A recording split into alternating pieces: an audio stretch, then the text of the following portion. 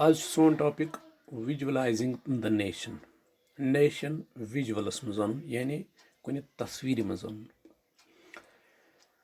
while it is easy enough to represent the ruler through a portrait or a statue दपन ruler हावन हसा कुछ country हुंद सह सठा easy क्या तम सुन स्टैचू बनावन या portrait बनावन how does one go about giving a face to nation's कित कन दिमो face visuals. Artists in 18th and 19th century found a way out by personifying the nation. Artists in the 19th 18th century hindi timo chod am khatra akhawat ye nation personify karun yani ms koisi person sa shakal din. In other words, they represented a country as if it were a person. दोनों लफ्जन मज यह कि तमो core country represent इंसान सदिस रूपस मज nations were then portrayed as female figures. Nations आये female Hindi शक्ल मज जनान हिंदिस शक्लस मज बनावन यानी विजुअलस मज the female form that was chosen to personify the nation did not stand for any particular woman in real life. Yus yem sin शक्ल चुन आये Amish जनान hinge यह न कह ति रियल लाइफ मज कहीं यानी यह अननोन अख जनान अख वो तम बनान गॉडेस वॉडेस वगैरह या रुस तस्वीर आसे तह बिल्कुल कहीं बल्कि अननोन अख rather it sought to give the abstract idea of the nation a concrete form. Abstract ideas nations दिमो a concrete form यानी यस वुचित हेको अतस मज रटित हेको. That is, female figure became allegory of the nation. लिहाजा बने ये female figure allegory हमें nation allegory go when an abstract idea, for instance greed, envy, freedom, liberty, is expressed through a person or a thing. यम साथ इसका abstract idea मिसाल के तौर पर खुशी गम ये चीज़ इंसान सदिस रूपस मज अनो तथ वनान allegory. You will recall that during the French Revolution, artists used the female allegory to portray ideas such as liberty, justice, and a republic. तो पता कि यम साथ फ्रेंच रेवल्यूशन आव तम साथ बनो आर्टिस्टो allegory यम जन यहुज ये liberty, justice तो republic हावन स. These ideals were represented through specific objects and symbols. यम जन यम ideals यमन आय अलग अलग symbol दिन तस्वीर मज. As you would remember that attributes of liberty or the liberty कम सितना ये red cap सित हावन या broken chain सितना ये हावन, while justice is generally a blindfolded woman carrying a pair of weighing scales. The justice चेस हावन अत मज यसन lady आसन चे तमिस blindfold कर थोप दित तराजू तमिस अथस मज इथे कन broken chain हावन आज़ादी. ठीक. Similar female allegories were invented by artists in 19th century to represent the nation. ये सही शक्ल आये यमो आर्टिस्टो जरिए चुन nation बना हावन खतर. In France she was christened Marini. Francis मज आव Amish पुकारना. Christened means पुकारना simple. Marini, a popular Christian name, yes Christian आख आम नाव युजन famous लकन जे पेट उस आसन, which underlined the idea of people's nation.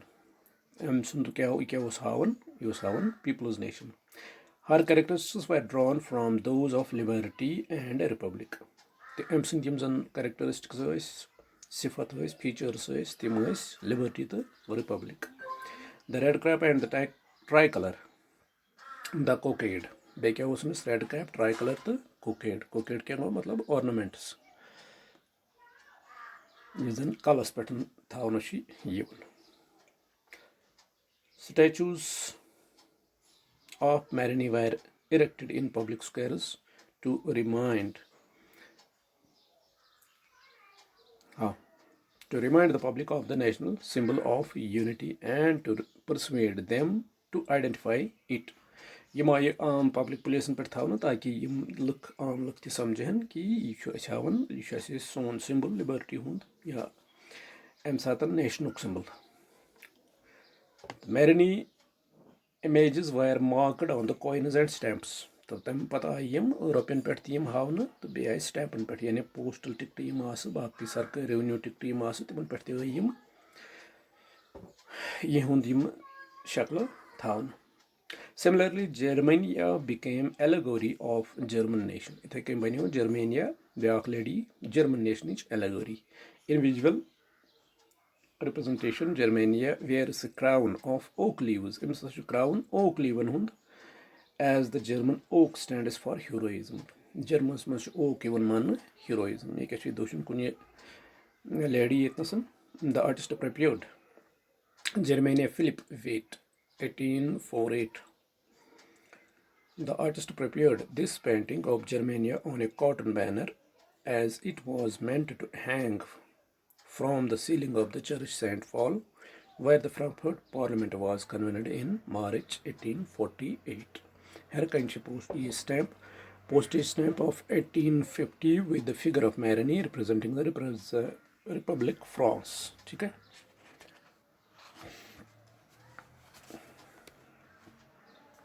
चलिए बेटा.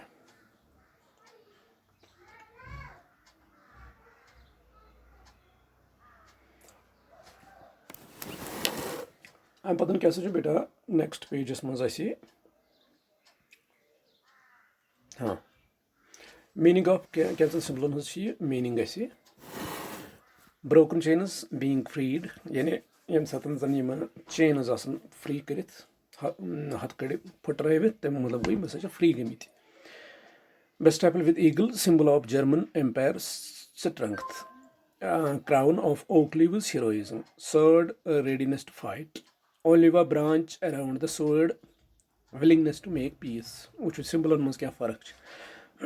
खाली sword यानी तलवार छ हावन तैयार हसा छ लड़ाई करनस. अगर olive branch आसन अंदि अंदि तेल छ हावन ये हसा छ ready peace खतर. Black, red and gold tricolor flag of liberal nationalists in 1848 banned by the dukes of the German states. A rays of rising sun bringing a new era. No hope, no though here, no start. ठीक है. हम पतन क्या सचू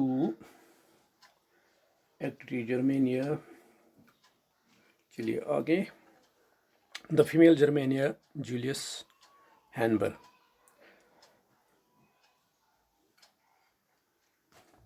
तो next.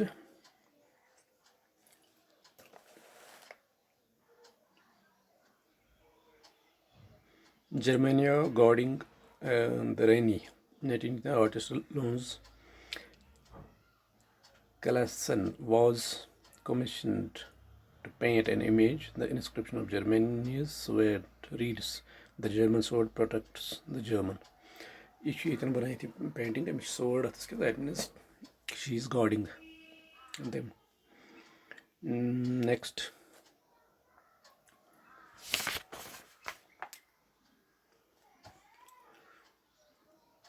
Next क्या सच पता last यूजन topic ऐसी यम chapter उक सच nationalism and imperialism. तो वुश तो मैं यक मस क्या she वनान. By the last quarter of the 19th century, nationalism no longer retained its idealistic, liberal, democratic sentiment of the first half of the century.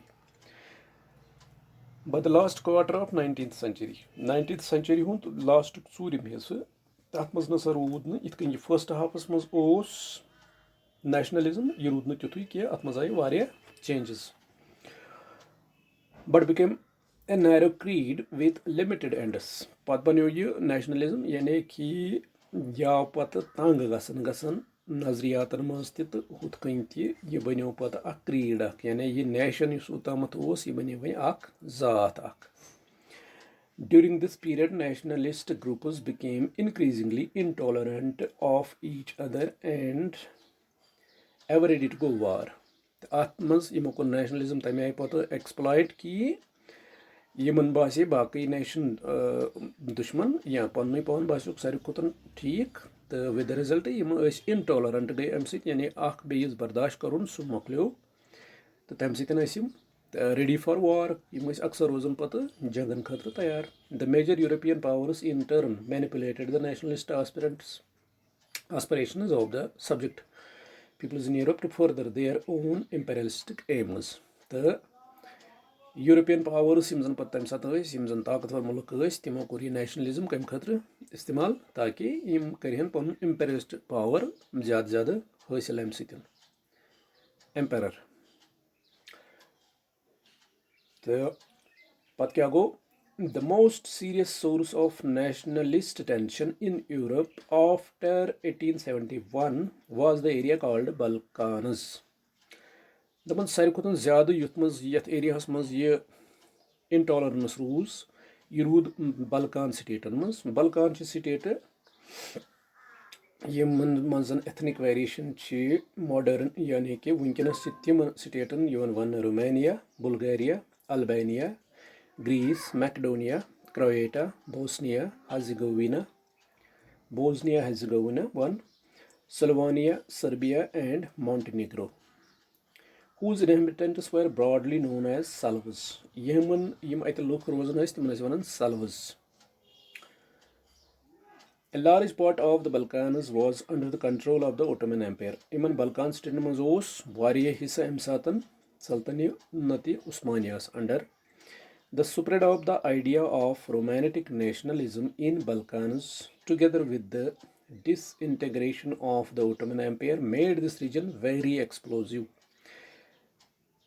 یُس زن یہِ رومانٹک نیشنلزم گوٚو اتہِ یوٗروپس منٛز جٲری تہٕ بیٚیہِ یُس زن اوٹومن ایمپیر پتہٕ ڈِساِنٹگریٹ گوٚو یعنی تتھ گٔے الگ الگ حصہٕ تمہِ سۭتۍ کیاہ گوٚو یِم زن یِم سٹیٹس آسہٕ یِمن منٛز ٲس ایتھنِک ویریشن واریاہ زیادٕ یہِ بنیو پتہٕ اکھ سینٹر اکھ ایکسپلوزِو سینٹر یعنی یِتھ کٔنۍ والکُنو چھُ پھٹان تِتھٕے کٔنۍ اوس اتہِ یِم لڑایہِ جگڑٕ دۄہے روزان.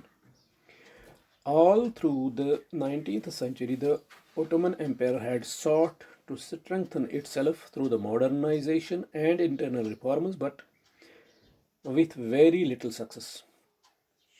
All through 19th century. کُنوُہمہِ صدی منٛز کریو Ottoman Empire یِم سٹیٹہٕ پانس سۭتۍ تھاونٕچ واریاہ کوٗشش تہٕ ماڈرنایزیشن کرییکھ پننِس روٗلس منٛز مگر with little success یعنی کامیٲبی میلیکھ نہٕ کینٛہہ. One by one, its European subject nationalities broke away from its control and declared independence. ایک ایک کرکے یِم زن أمِس یوٗروپس منٛز پیوان ٲسۍ ایریا تِم گٔے سٲری الگ الگ تہٕ کوٚر تِمو ڈِکلیئر آزٲدی. The Balkan people based their claims for independence or political rights on nationality and used history to prove that they had once been independent but had subsequently been subjugated by foreign powers.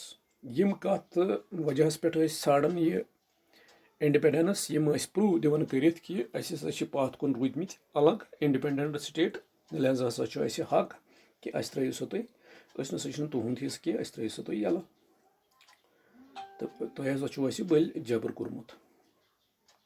ٹھیٖک چھا. Hence the rebellious nationalities in Balkans thought of their struggle as attempts to win back their long lost independence. لہذا اوس یِمن باسان کہِ اسہِ ہسا چھِ پٔتِم پنٕنۍ یۄس زن ہسٹری اسہِ چھِ یۄس اسہِ لاس گٔمٕژ چھِ یۄس اسہِ رٲومٕژ آزٲدی چھِ سۄ ہسا گژھِ اسہِ واپس میلٕنۍ. As the different Slavic nationalities struggled to define their identity and independence, the Balkan area became an area of intense conflict.